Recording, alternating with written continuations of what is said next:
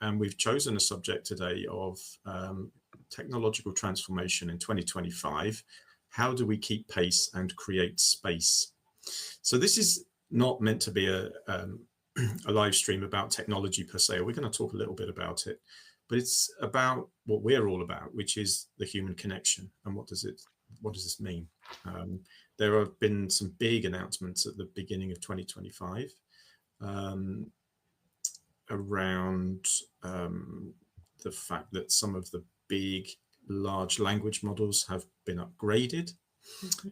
We've had this big, fairly disruptive piece of news around something called DeepSeek, which has kind of shifted the narrative about how complex and how we need these big farms of computers to have these AI models. And DeepSeek's come along and said, nah, you don't need that. We've done it through a distributed, low cost model, which has upset some things. But anyway, there we go. And there have also been some dancing robots and significant changes in robotics and things like this coming along. These robots are kind of culturally taking a stance, but they're also getting ready for the factory floor. So we thought we would have a conversation about that. So and we've covering that through what's on the horizon. So Dawna, what's on your horizon? What have you seen in this arena? I think we're seeing all sorts of different things. It really depends on where you're at, on where you might start this conversation. We see conversations around understanding how every part of the workflow process could be enhanced or engaged with AI, how you can take information and compile it so that it could be looked at differently than maybe the way you would look at it, or compiled faster. We work in the manufacturing field as well. So there's opportunities where we've been seeing that for a very long time about what it's been doing to enhance and contribute to those organizations. And then just the other day, I was sitting at a board table and I asked a question about what are we doing at this social enterprise to bring AI into our employees, into the employees? And the answer was they weren't moving anywhere yet. And I said, oh, is that really what we want to be doing? Is that a strategy as a board that we want to maybe be bringing focus for the executive director or CEO to kind of move forward with, right? So it's an interesting conversation because everyone is starting somewhere different. But what we know is on the horizon is that it's there. And it's our ability to think about how we can work with it. I love thinking about it like a thinking partner. I have a question. I'm interested in going somewhere. Instead of going to the intranet, I'll go to an AI tool. I'll go to a resource and I'll search there. I don't really go anymore to the internet per se to look for things the same way. Yeah. And even if you do go to the internet to look for things, actually some of the responses that you get back now are from a language model. Yeah. Yes, a language model. Yes. Yeah. And I think, one of the things that really strikes me is that in our New World Leadership Program, we have a module called The Science of Change and Artificial Intelligence. And we developed that module over a year ago, and we've taught it quite a few times. And we knew that when we put it together that it was going to be a fast-paced, fast-changing thing to keep up with. It's about understanding what leadership means in a world that's changing, where the science of change and AI is moving fast. And by the science of change, we're talking about the human sciences alongside the technical sciences. Now, I remember from the first time I taught it, most people in the class over a year ago didn't really know, or they weren't using large language models, to do things. By the time we taught it, maybe 6 months later, everyone was using large language models. And I think that the other element of it, because there's so much debate going on in the world at the moment about, do we need to set limitations on what is possible with AI? Should we be regulating? And there are big differences of opinion about that seem to be coming out. I think it can be very, very confusing for organizations and the leadership within organizations to understand what to do. Do we just let it go? or do we kind of refer it to the ethics committee and then, lock it down so that we're making very, really clear where we can and can't use it? I think that's what I'm finding in different areas, right? That's what I'm finding. We just had that conversation the other day on in a space where it was like explaining that, we can't take the financials of an organization and just upload them into any large language model, right? We need to be aware of what we're doing. We can ask questions like what's the top 10 interesting questions or 10 things I can look at a financial statement if I'm trying to learn or if I have some understanding. But when you start thinking about like what's on the horizon, people talk about the idea about these things being technology, but what we know from the brain science is that we do have the ability to rewire our brains. But in order to do that, we need like that repetition, we need that reinforcement. And the thing we often forget about, I feel, is that emotional engagement to it. So as I'm going through something new, as I'm willing to try something new in my approach of sitting down to talk with someone, or my approach to a new model of change or a new piece of technology, what is my emotional connection that I have to that process? Yeah. How do people feel about the pace of change? How do they feel about what's happening? Do you think, most people, if they were in doing office work and things like that these days, are probably using technology like AI. We're not just talking about AI. Students and both in younger students and people at university and people in the workplace, will be making use of AI. We've given AI agency in the world. So we've got autonomous driving cars in some parts of the world. We've got these whole things about robots that are coming out. And there was a conversation that I was listening to the other day that is saying that there's a consensus now appearing, and I don't say I agree with this, but I've just heard it, that a generalized AI, which is this idea that you're kind of an AI that is capable of doing things that human beings can do on that side of the screen, not necessarily this side of the screen in the real world, but that side of the screen. So software engineering, design work, stuff like that we're within 3 years of AGI being available, which means in simple terms could mean that these AI tools are better at everything, or at least as good as human beings at everything, and probably better.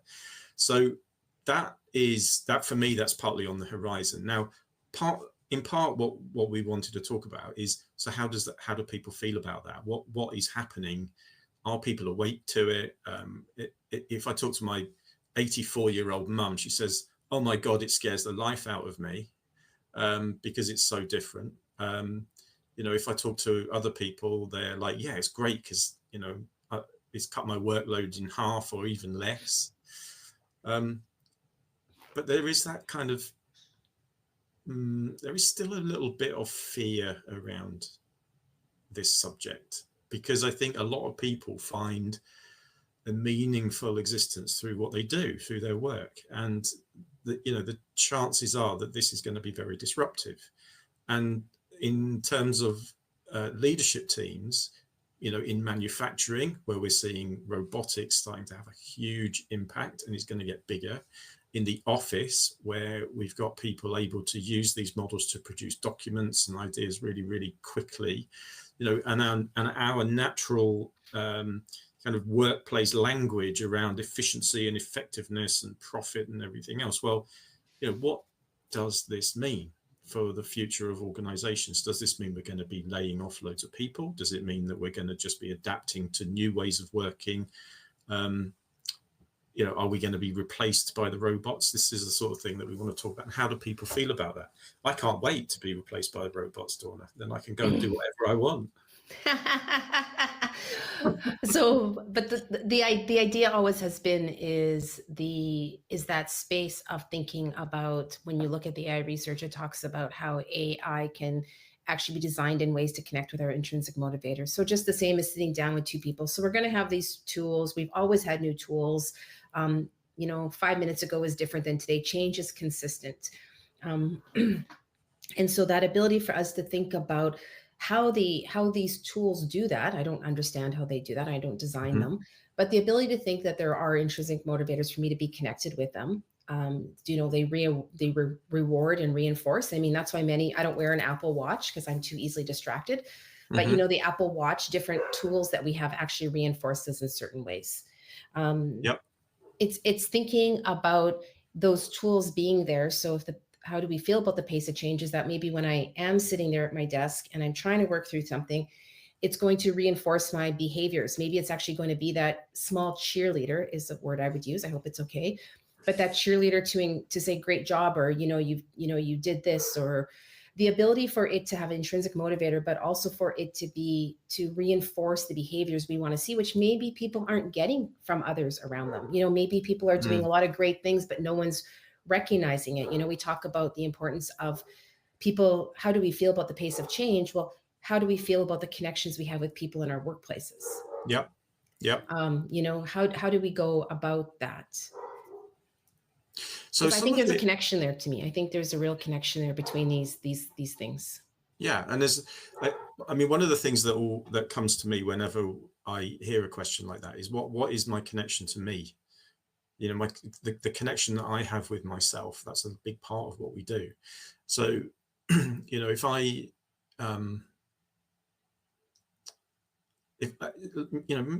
maybe it's true that a lot of people don't ponder that. Do I really like myself? Am I in a good place with who I am? And what I'm doing. It can, often it can be that the locus of attention is what do others think of me? Yeah. Now we're potentially into a position where if we're getting feedback from AI as well, I get it on my Google Watch thing that I've got. It says, "Well done, Lee, you've hit your steps for the day."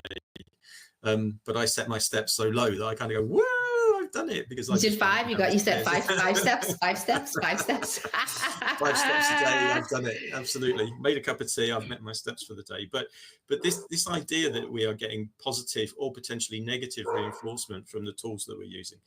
I was reading an article on LinkedIn the other day that had been written by Tatiana Bakarova. She's a professor of coaching that I studied under, and about the rise of AI in coaching and what that means. So the idea that we as coaches could be replaced, if you like, by AI. And now a number of organizations have adopted this. And I think for me, I have my own views on it. But I think it leads us into this question about the potential for personal space, meaningful work, and life, and that work-life balance as well. Coaching is about well-being. It's about helping people to with all sorts of things. How do you feel about the idea that people would replace that type of human connection with an artificial intelligent connection? I think it's already going on.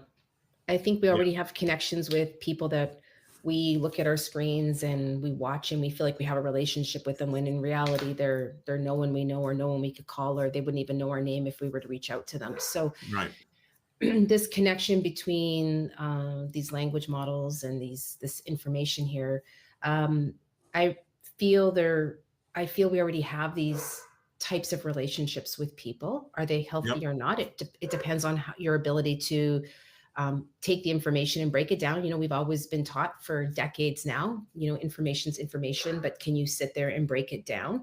And I do think that's this relationship with this. It's not that what we're getting is a definitive of this is what you should do. It is this ability for you to be able to look at it and say, okay, like which parts of this work for me? I've trained for endurance events before, and at the time there wasn't technology, but someone recommended I go buy a book. And so I followed this book and adapted it. And so instead of buying a book, now we're going to be going to these different models and doing things, So I challenge us when we think that this hasn't existed for a long time. We've been doing it in different ways. But the ability just to listen to anybody and not question it, I don't know if that's healthy at all, not to question it because they're right or wrong, but to think about what someone has said to you and be able to break it down based on, as we talk about, your own personal pot of soup and who you are and what's important to you. Because even this work-life balance, like you and I would not define that the same way. We don't ever have a defined definition of that. And so it's understanding, like, what do these things mean to you, and then how do you find the right resources or partners to create that. And that to me is what AI is. To me, it's a thinking partner. It's become a thinking partner. And then from there, it makes me go down other rabbit holes, right? Of things other rabbit holes of things I didn't even know I needed to know, right? So it just, and if there's a way for me to do my job more effectively so that I'm able to do the work I really enjoy, then to me, let's get on board. And that's my mindset. Lets me do the things I want to do more of. How can I do more of the things that really motivate me, that bring me joy? They challenge me. That's what I'm looking for. Yeah, I think there's so many aspects to what you've just said that are firing off in my head. If we are, for example, talking about super advanced, super highly, intelligent machines, and that's all we're talking about, then I think we're probably missing a trick. I think when we talk about robots, although they're very sophisticated, and we have used the development of Atlas as part of our work. Now looking at some of the other types of robots that are have agency in the physical world. And they save lives, right? Some of those robots save lives because they go into buildings and they can do things and detect things. So human beings are no longer needing to go into there, they're enhancing our lives. They're not always taking away from them. Yeah. And I think, but I also, if we think about the AIs also as having a kind of life. Yes, it does. Yeah. I think it does. That, you don't, what's the ethical consideration from creating a super intelligent being and then saying, could you do the washing up in the hoovering? And by the way, my toes need clipping, whatever it is, versus, there's a type of automation that we're talking about, and the automation gets better at doing certain types of things that then frees human beings up to be doing what human beings are really good at, which is really being creative. I think part of the challenge that may emerge, and through some of the conversations that we have in our coaching careers as well, is what if people get a real sense of some sense of meaning from the work that they do. If the work that they do is suddenly replaced by kind of some, kind of AI or robot, what does the meaningful future for human beings look like? I have maybe a view, I don't know, I'm still formulating it, that human beings are kind of super intelligent as well. So when we talk about super intelligent AI, human beings have this ability to be super intelligent. And technology has framed part of that. But there are the other thing that's also emerging, and I'm sort of changing direction a little bit, is the idea that will come out probably this year, is agentic AI. So this is robots, agents that are going to be using the existing technologies, but actually taking instructions from people saying, can you book a holiday for me? Can you get my car booked in for a service for me? Can you do this sort of thing? So the level of disruption that we might see, and I'm using that word deliberately, disruption, but there's also opportunity in it for people to suddenly have something which is more than just a reflective tool that you type something into and it gives you information, but now it's actually doing things in the world for you and coming back and saying, well, I found this and I found this and I found that, do you want me to book that one for you? Do you want to do this? Do you want to do that? And I know how much you love traveling, Dawna. So, will this enhance or diminish the experience of you planning this amazing trip around the world, for example? I know my wife loves it as well. So this is just a stream of thought. What do you think? So we have this space up here where we can talk about these robots. So for some individuals that, some individuals listening, they could be in that space where, they are in that robotics. They see those robots, they've visited them, they're trying to program them, understand how they can bring them into their workplace. We have the other, we're the other space here about how do we start using AI? How do we start using these, I know AI is just the augmented, like how do we start using these tools and resources? Because we actually don't, we have so many of them that we're using today that we could just realize even in our day-to-day life. But the thing to think about is it comes down to trust. So within your organizations, because it's human to connection, even if we're talking about AI, we're talking about this, what is the level of trust that you have with the person who is trying to have these conversations with you? Yeah. Are we being transparent? Like, are we being transparent, or are we sort of giving small glimpse? Are we being able to create space where we're able to explain what's going on and what we're looking at? And are we actually involving the end user?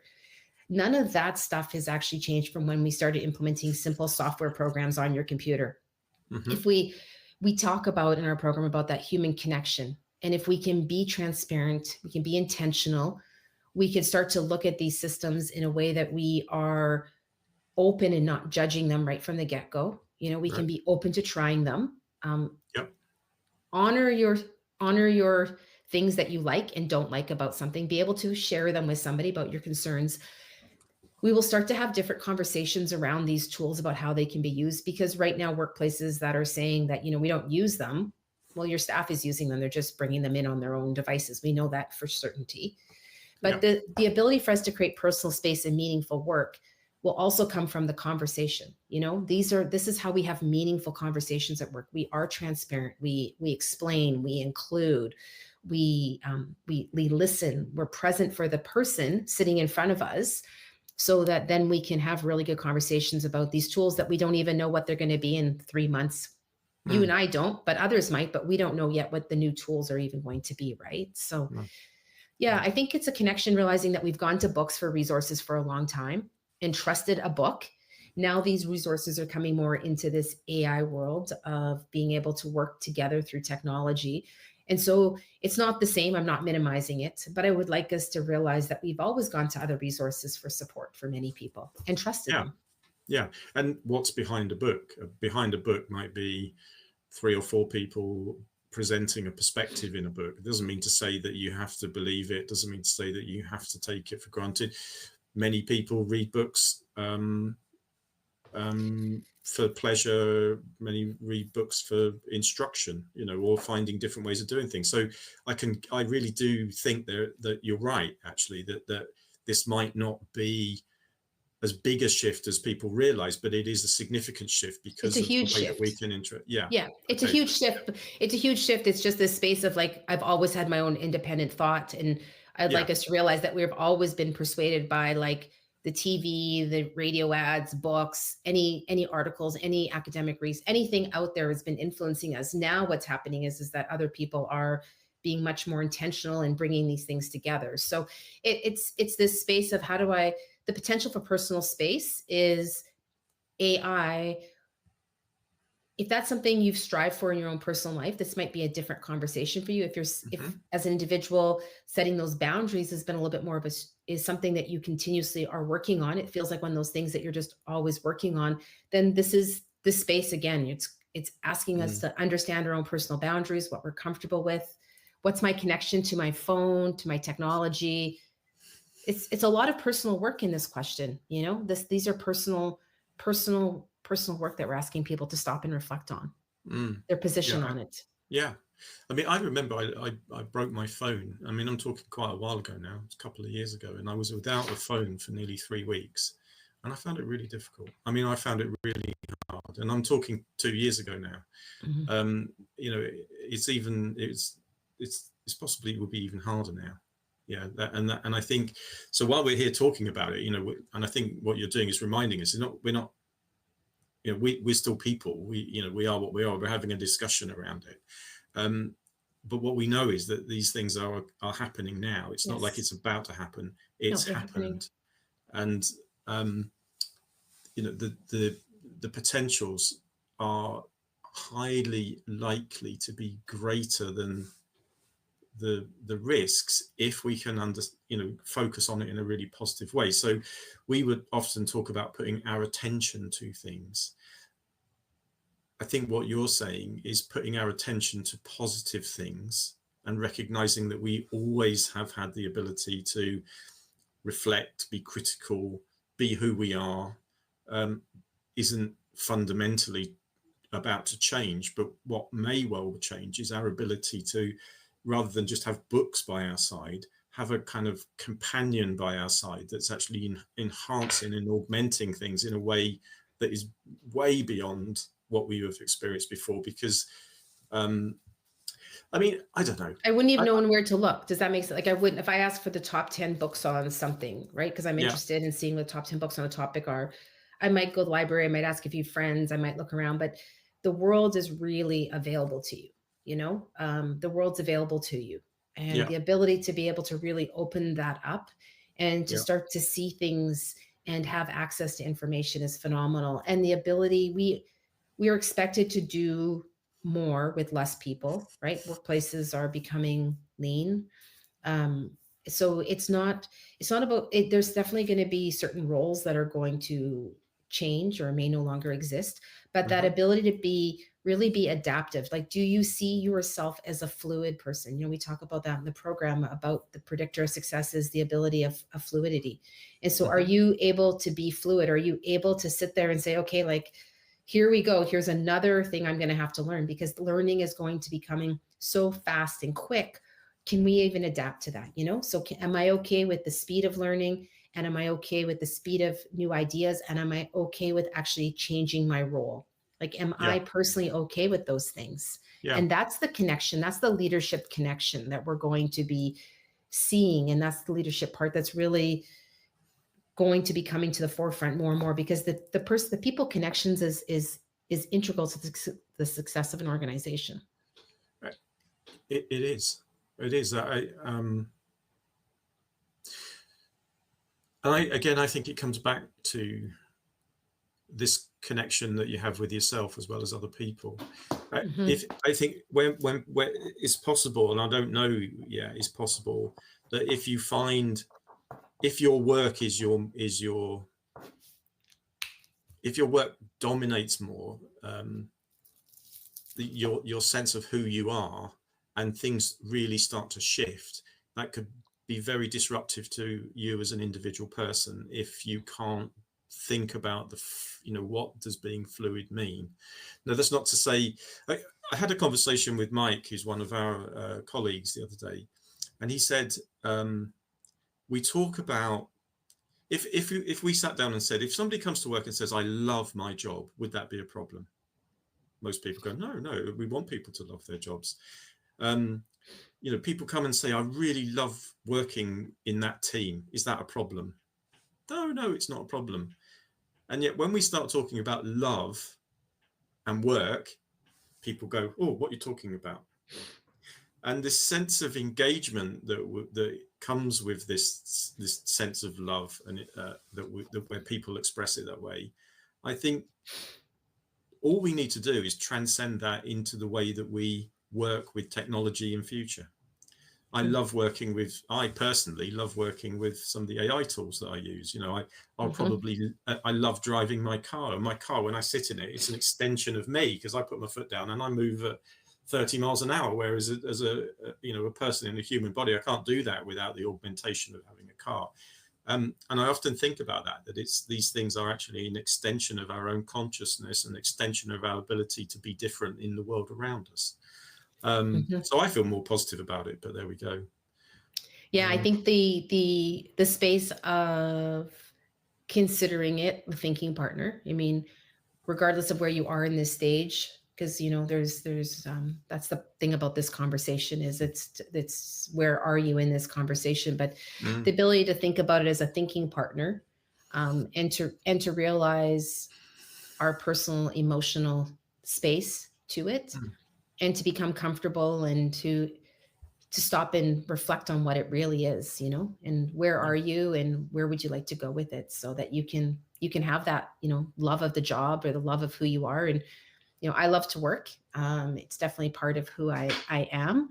And I think there's lots of people out there, when you find a job you really enjoy it, it's enjoyable to go to every day, right? And these tools are, how do we just keep making that happen more and more every day? I think that's probably about time to wrap up then. It is, yes. Okay, and folks, thank you so much if you've tuned in now, or if you watch this after the event when we finished. And please get in touch.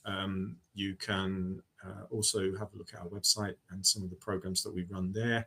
And you can find our contact information on LinkedIn and on the website as well.